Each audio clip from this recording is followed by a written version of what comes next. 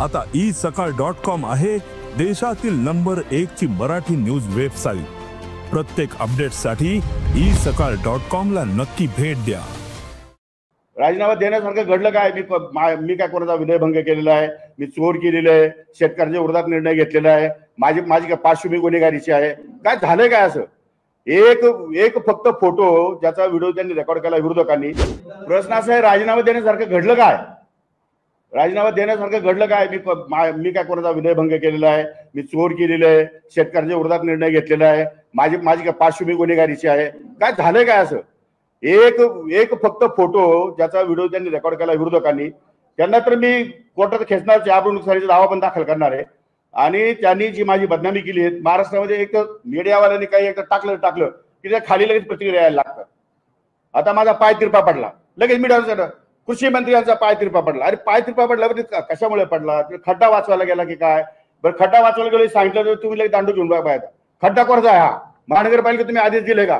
हा रस्ता MSRDCचा आहे का? अभियानसीचा आहे का? हा MMRDAचा आहे का? म्हणजे अशा प्रकारे उपप्रश्न अनेक निर्माण होतात।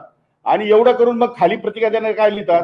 प्रतिक्रिया म्हणतो हा दारूच पिलेला असेल, दुसरा म्हणतो नाही सकाळची वेळ दिसते, हा सकाळी दारू गांजा पिलेला असेल, तिसरा म्हणतो नाही ह्या कुठे त्या बाजूला बाई दिसते फोटोमध्ये, त्या बाईकडे बघत असेल म्हणून पाय तिरपा पडला असेल। म्हणजे अंदाज लावत राहता। छोटा प्रश्न आहे, पाय तिरपा पडला तर त्याच्यामध्ये का पाय तिरपा पडला? खड्ड्यामुळे आमचा पाय तिरपा पडला, खड्डा भरण्याचे आदेश देण्यात आले। दोनच विषय आहे फक्त व्हिडिओ, जो जेव्हा मी फक्त मोबाईल उघडला आणि त्यातून त्याला स्काईप करण्यासाठी प्रयत्न करत होतो तेवढ्या वेळातला हा 10-15 सेकंदाचा फक्त व्हिडिओ त्यांनी शूट केला आणि त्याच्यावरती आरोप प्रत्यारोप या ठिकाणी सुरू झाले। कारण नेवाचं त्याच्यामध्ये काही संबंध नव्हता आणि ते खेळण्याचा पूर्ण खेळ का दाखवला नाही त्यांनी? पूर्ण या ठिकाणी जर दाखवलं असतं तर आपल्या लक्षात आलं असतं मीडियाच्या आणि महाराष्ट्राच्या सुद्धा की अशा प्रकारचं काही त्याच्यामध्ये तथ्य नाहीये। त्यामुळे मी आता माननीय मुख्यमंत्री, माननीय उपमुख्यमंत्री, माननीय सभापती आणि माननीय अध्यक्ष विधानसभा या चौघांनाही लिखित पत्र देणार आहे। या संपूर्ण प्रकरणाची सखोल चौकशी होण्याची आवश्यकता आहे। त्यामुळे माझ्या पत्राच्या आधारे आपण चौकशी करावी। जर मी ऑनलाईन रमी खेळत असेल आणि मी जर दोषी सापडलो तर नागपूरच्या अधिवेशनामध्ये उपमुख्यमंत्री किंवा मुख्यमंत्री दोघांपैकी कोणी एकाने निवेदन करावं।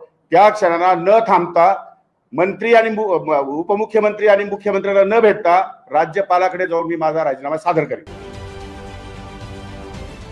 महाराष्ट्रातील सर्व बातम्यांचे विश्वासार्ह व्यासपीठ